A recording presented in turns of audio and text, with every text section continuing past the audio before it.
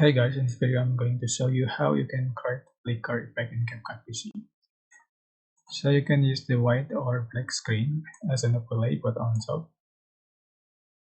Get sorter and merge it.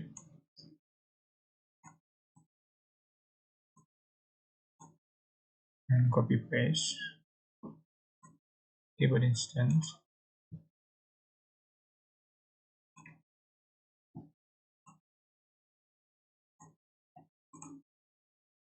So USB 4 until the end of the video.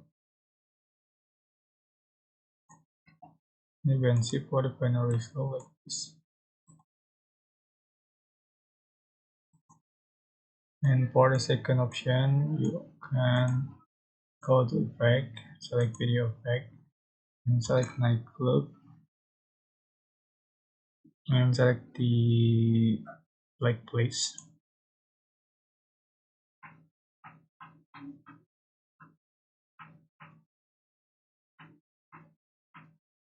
or flicker.